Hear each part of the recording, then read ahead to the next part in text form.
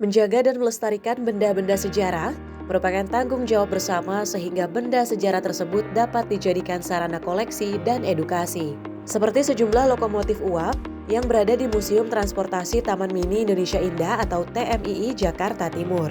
Sejumlah komunitas pecinta kereta api dari beberapa wilayah di Indonesia yang tergabung dalam Indonesian Railway Preservation Society atau IRPS melakukan program beautifikasi dan perawatan untuk lokomotif uap CC5001 di Museum Transportasi TMII Jakarta Timur.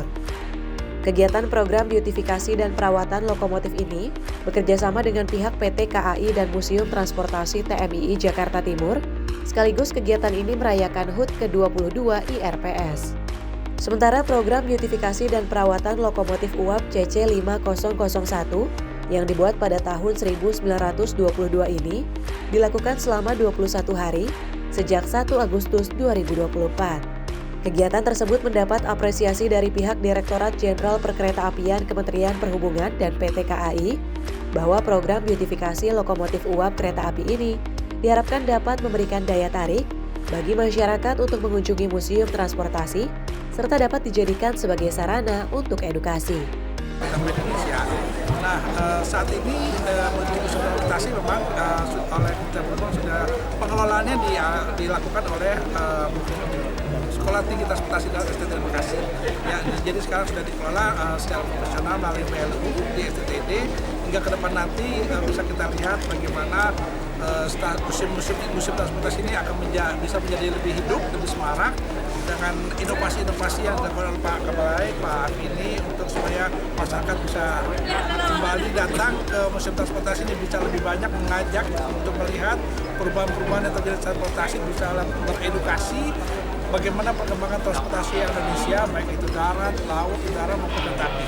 Melihat teman-teman IRPS untuk mempresentasikan nggak ada kesulitan.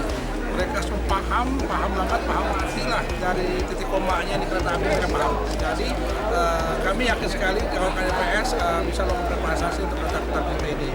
Masalah kedua ini adalah mereka karena menemukan kereta api ini jauh di tempat yang wow, sehingga untuk biaya pengangkutan kemudian cukup besar. Nah ini memang diperlukan pembina langsung di IRPS sehingga permasalahan tersebut untuk memindahkan pembiayaan itu bisa terbantu IRPS. Untuk yang kedua, ya betul. Jadi itu salah satu tantangannya adalah bagaimana IRPS bisa kita bantu untuk kalau menemukan kereta yang perlu direvitalisasi dan pindahkan ke ini, kita siap untuk membantu mereka di sisi pendanaan, pengangkutan dan lain-lain. Di BCKA, Kementerian Perhubungan, IRPS, kemudian KAI ini komunikasi terus. Event ini juga kita terlibat mendukung IRPS dan kedepannya pasti nanti kita ada edukasi sosialisasi yang disampaikan oleh Pak Dirjen bahwa perkeretaapian sampai saat ini ada sejarah gitu. Ini perlu didukung baik dari sisi operator kami di KAI dan juga kolaborasi terus dengan. Nah untuk Museum Ambarawa, terus untuk layanan kereta uap lainnya yang ada di Solo dan di Padang, lalu di Ambarawa itu sendiri, itu nanti kedepannya akan seperti apa Bu? Karena kemarin kami dengar itu memang ada sedikit kesulitan spare part ya untuk lokomotif tersebut. Seperti tadi yang disampaikan Pak Dirjen, that's why kita berkolaborasi dengan IRPS yang membantu kita untuk memberi knowledge juga ya Pak ya, walaupun kita sebagai bapak regulator operator dengan adanya IRPS kita juga semakin kaya untuk informasi tersebut. Tetapi namanya perawatan, namanya maintenance itu harus kita terus lakukan ya. Dengan adanya lokomotif ini kita akhirnya tahu sejarah kita sampai akhirnya ada high speed, ada LRT dan yang lain. Untuk kedepannya Bu, apakah akan menggandeng pihak dari luar negeri seperti misalnya Dutch Bahn Meenindam Volkswagen, terus atau dari Belanda mungkin yang memiliki pengalaman lebih jauh atau arsip-arsip yang lebih banyak? Kita terus lakukan dengan Lenin ya, di Belanda juga mengenai dokumentasi, arsip dan yang lainnya kita terus bekerja sama dengan pihak Belanda dan juga nanti pasti dari Pak Dirjen juga akan support kita juga dengan teman-teman komunitas seperti IRPS. Sedangkan mengenai tingkat kesulitan dan kendala saat melakukan beautifikasi dan perawatan lokomotif uap kereta api CC5001 ini, adanya bagian lokomotif yang sudah keropos, sehingga diperlukan perawatan dan penambalan agar tampilan lokomotif kembali bagus.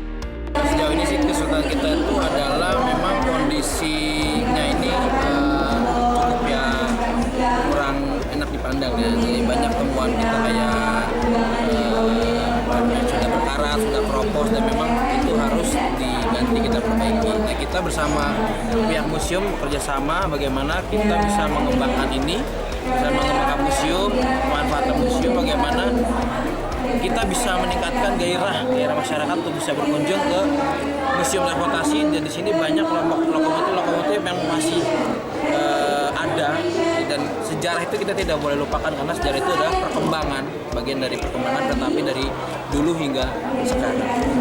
Jadi memang kesulitannya masih minor lah, karena memang kondisinya aja yang kesulitannya, karena kondisinya sudah lama ya, kan 1928.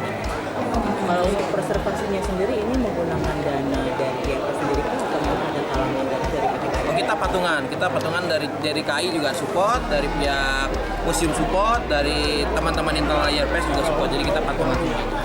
Kira-kira berapa biaya dari yang dibutuhkan? Yang mana?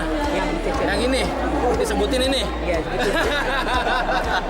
Ini estimasi kemarin sekitar 70 juta untuk lokomotif uap. Dulu tahun lalu kita sudah preservasi diesel itu sekitar 40 juta. Lokomotif uap CC5001 ini merupakan salah satu dari 3 unit lokomotif uap artikulasi malet besar milik Indonesia yang masih tersisa. Lokomotif ini dibuat oleh pabrik Nederlandse Fabrik van Werktuigen and Spoorweg Material pada tahun 1922. Dari Jakarta, kontributor Sinpo TV melaporkan.